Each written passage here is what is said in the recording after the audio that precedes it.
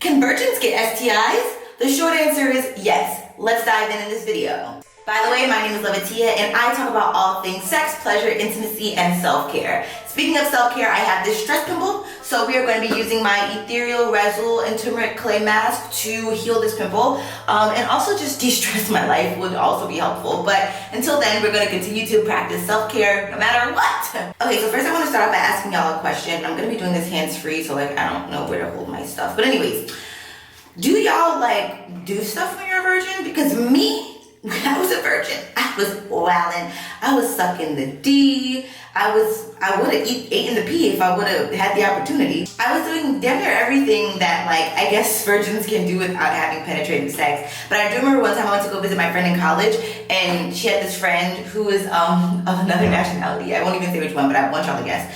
And she was like, yeah, like I'm still a virgin, but I had anal sex. And I was like, oh, how does that work? And she was like, well, it's not going in my vag, so yeah, like I can have as much anal sex as I want. I don't know if she was a virgin for like religious purposes or what. By the way, that was apple cider vinegar that I'm mixing with my clay mask, but it's gonna be like potent and like really get this pimple off my skin and also just detoxify my skin. But yeah, I was like, oh, interesting take on things, girly.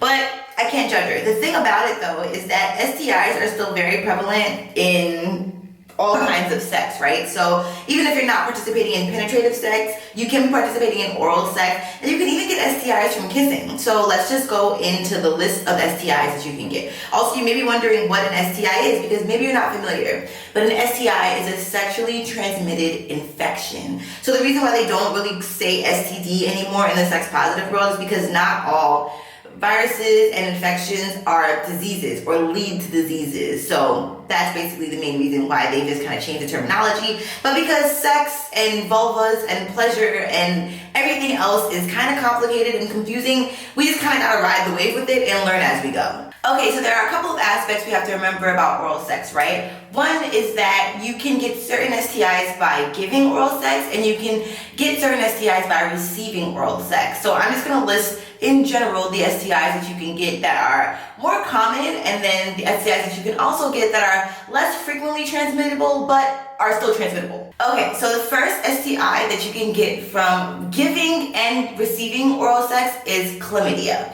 That's number one.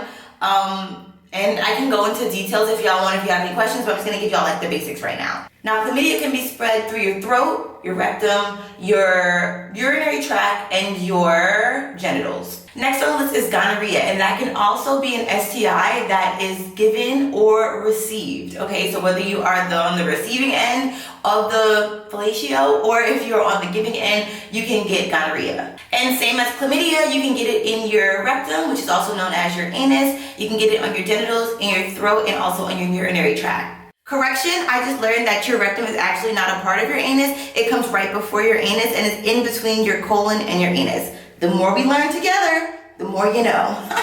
Okay, next up is syphilis. Now, syphilis can also be received and also given. So whether you're on the receiving ends of things or if you are giving oral sex, you are susceptible to catching or being diagnosed with syphilis. Side note, I hate the term catching because it's not like a baseball.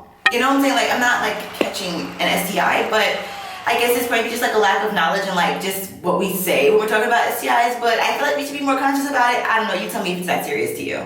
Now, syphilis is a tricky one because you can get it in a couple of different places. You can get it in your lips, mouth, throat, anus, what other ones are there? Oh shit, rectum, and your genitals. So unlike the other ones that were like throat and urinary tract, this one hits your lips and your mouth as well, and your anus. And I'm happy that we just learned that your anus and your rectum are not the same, so that's good to know. Okay, next on the list is herpes. And per usual, you can get this when you are giving, or you can also receive it when you are receiving, but you can also give it as well. So it's just really important to know what your sexual health status is, and we'll talk about like getting tested and like the first time I got tested and all of that good stuff. But yeah, now we're going to talk about where you can receive this herpes or where you can also transmit it. So similar to syphilis, you can see areas of infections such as your throat, your mouth, your lips, your buttocks, but that was interesting, your anus, your rectum, or your genitals, which I think is really, really important. Now, I did think it was very interesting that one of the areas of infection are your buttocks, which is also known as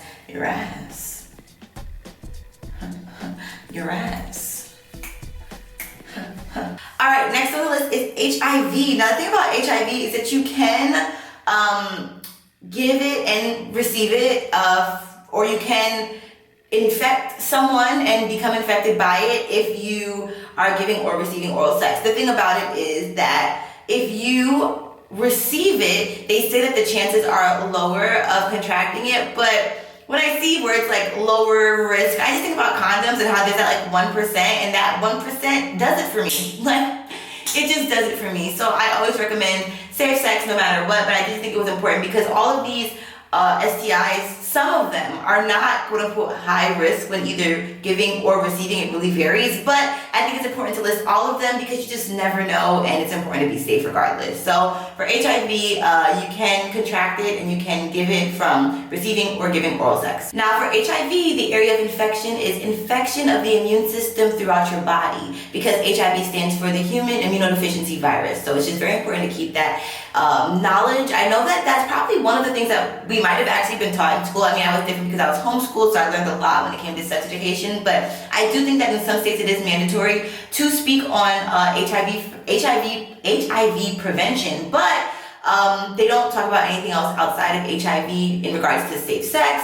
They don't talk about consent. They really push abstinence. It's just a lot that we have to dive into, but I feel like I definitely want to dive more into HIV education because it's definitely not something to be ashamed of. There are millions of people out there living with HIV, but it is important to protect yourself and know ways to do so. Then we have trichomoniasis. Now, trichomoniasis is very interesting because this one just says that it is infectable by giving oral, which I think is very interesting. So I want to do some more research about that because this is actually the STI that I am not all that knowledgeable about. Like, I actually really don't know a lot about trichomoniasis, but I do know that they're like, oh, we're not really going to test you for trich unless you ask for it in clinics. So that's an important tidbit to know. And for trichomoniasis, areas of initial infection are your vagina or penis, and then mouth and throat. They said that the mouth and throat is like, possibly, but like I said, that 1% for me is enough to do it. So yeah. That's very important. Now there are a couple of other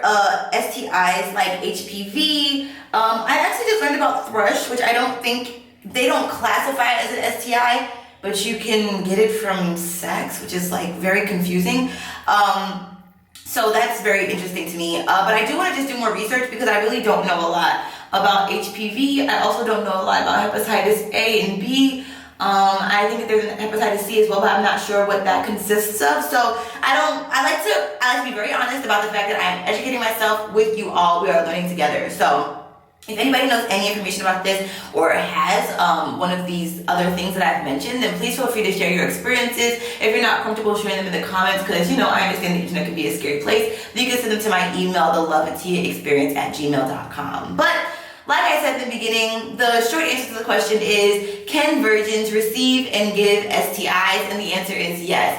Virgins are susceptible to STIs because if you are having oral sex, your mouth, your genitals, your throat, and other areas are susceptible to these infections. So I do just want to, and I probably should have added this disclaimer in the beginning, but STIs don't make you dirty, right? They don't make you dirty. You shouldn't have shame if you have an STI. I think that that's like saying you're dirty if you have the flu.